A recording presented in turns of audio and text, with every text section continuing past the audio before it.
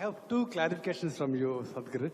First thing is, India, from time immemorial, has been producing lot of philosophers, social reformers like you. Really? Then, how can I evaluate you that you don't belong to Ram Rahim category?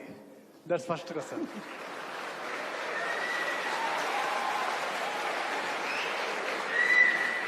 And my second question is, Let me finish one, Pardon? Let me finish one question. Pardon, sir? Let me finish one question. Okay. You don't like the answer, just the question? Because afterwards I may not get chance. But Like this Ram Ram Rahim Rahim thing will finish it. Please. Okay, then wait.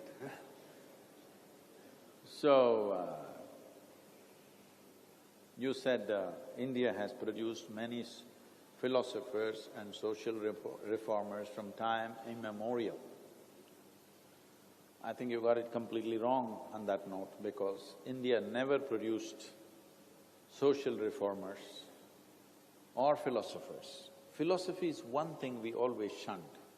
This is a land that always focused on nurturing human consciousness. This is why we look like such a big chaos, but still we manage. The entire world wonders, how the hell does India function? Yes, we are like a swarm of bees. We are going all over the place, but still going in one direction.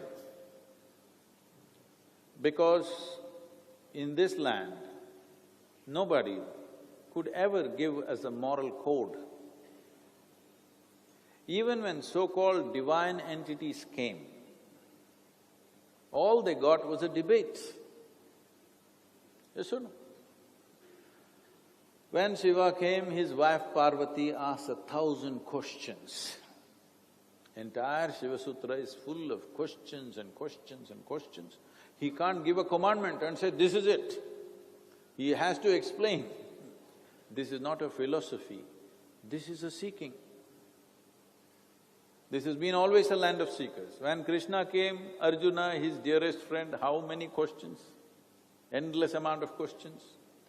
Nobody could ever give a commandment or a moral code in this country, because here we believed the best thing is to stir up your humanity, not your morality. By fixing a moral code, today it looks like everything is in order, but tomorrow people will find a way to subvert the moral code and do their own thing anyway. The best way to bring about a certain order in the society is to stir up one's humanity. But if you give a moral code, it's a one-day's job. You can carve it on the rock and say, this is it forever. But if you want to stir up humanity, you can't do it to a crowd, you have to do one at a time, one at a time. It's a lifelong commitment to people around you. I don't know what you know about that, I don't know what to say about him. But at the same time, I want to tell you this country has produced the most phenomenal sages. Sages with incisiveness of mind and consciousness, that if you come after 10,000 years, still it makes sense what they said many thousand years ago. You are not looking at them. Right now, you have unfortunately come to a stage where your idea of a sage is Ram Rahim, because you have a silly idea of secularism, he exploited it with Ram Rahim. Your idea of secularism is Amar Akbar Antony, so he became Ram Rahim. I don't know why he's not Robert also, he did not add.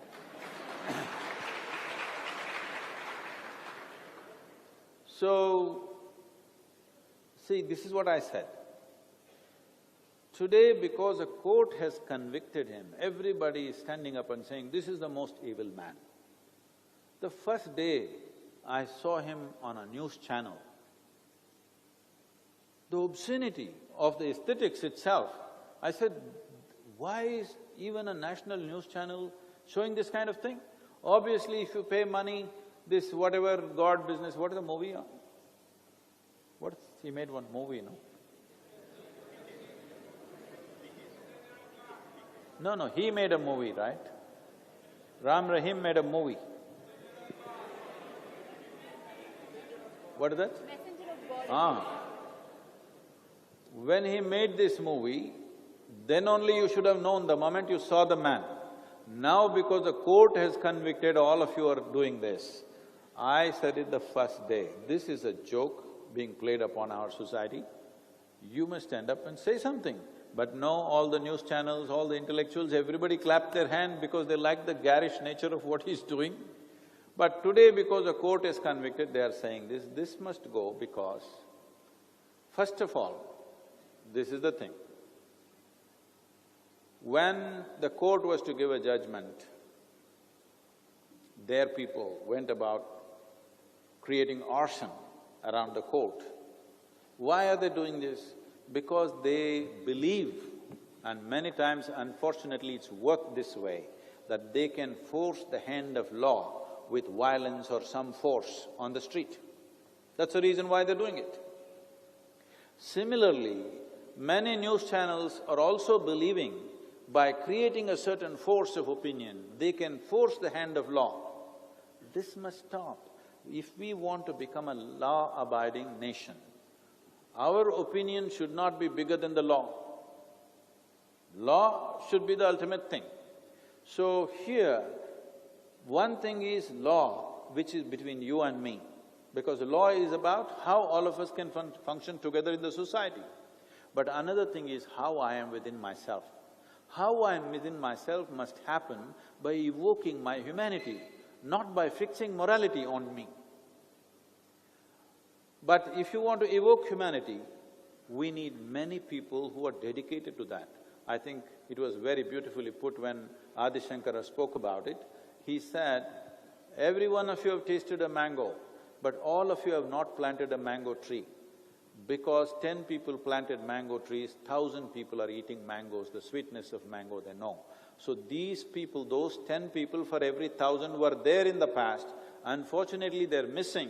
So here we are at a kind of a flux in the society right now, where we have no morality and where we have nobody to stir up our consciousness, not enough at least. So you're facing the kind of dilemma you're facing, all kinds of people are cropping up and filling that space. Just because you found one Rahim, don't try to paint the entire clan black, because they don't belong to the same clan. You must understand, every sage, every seer, every yogi who came, he came absolutely as an individual. Maybe he was spawned by a certain tradition, but when he stood up on his own dint, on his own clarity of perception. Those scholars who quote scriptures and other things are different, but every yogi, every mystic, every sage and seer who came always stood on their own clarity, and people who saw the clarity went to them, those who did not go to them. How Rahim things become popular, it is like a cinema thing, okay? It's like somebody becomes a star simply because of some commercial movie or whatever they do, and the same thing is unfortunately happening in this sphere of life also, because people are so starved out, there is no sense anywhere. They're trying to make sense out of something because we don't have a moral code, because we don't have one book to follow. And it's a great thing we don't have one book to follow or fight for. But at the same time, there is a big chasm in the country. There is no morality and there is no consciousness. If consciousness had to be stirred up, there is a lot of work to do. If moral code has to be given, it's very easy. 10 things we can write down and say, this is it. Anyway, nobody will follow it. Outside they will pretend, within themselves they do what they have to do. So, today, it happens unfortunately, I'm walking on the street, Indian people, Chennai people, they will say, show to their children and say, see Santa Claus. Okay? What's happened to your brains? You did not say, see Agastya Muni, you did not say, see, well, he looks like Vashishta, you did not say, he looks like this yogi or that yogi, you say Santa Claus, because the British left 70 years ago, but your brains went with them. It's time you retrieve that.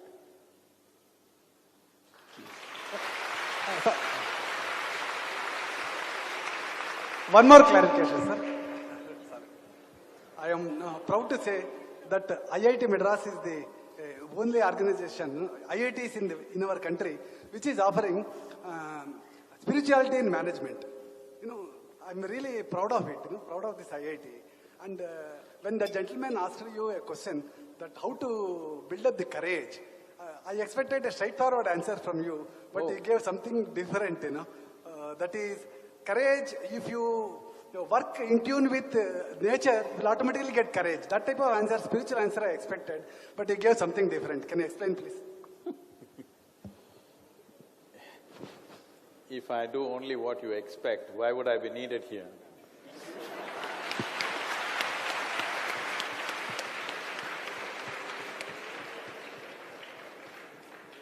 And tell me,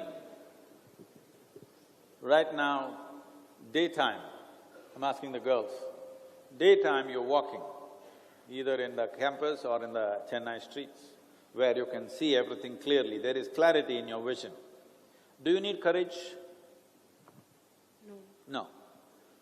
Night, 1 o'clock in the morning, you're walking back to the campus, it's dark. Now you need courage. Why?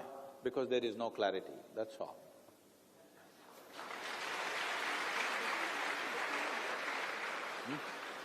Sir, but doesn't that also depend upon what I'm seeing? I am seeing, but what if I'm seeing something that… Even if you're not seeing anything, the more you don't see, the more fearful you become, the more need for courage comes, isn't it? But if you're seeing things very clearly, if there's total clarity of vision, there is no need for courage, because clarity will carry you across. It's my wish and my blessing for all the young people in this country that it is your clarity that carries you across in your life, not stupid courage or confidence. Excuse me, sir. What is your belief of God? What if I don't have one? What is your belief of God? I said, what if I don't have a belief? We should… If you do a mistake, what you will do? I'll correct it. If you can't… if you are unable to correct… If you are unable to correct… I know some things can't be fixed. I've learned that much with this much age. There are certain things I can't fix sometimes. Namaskaram, Sadhguru.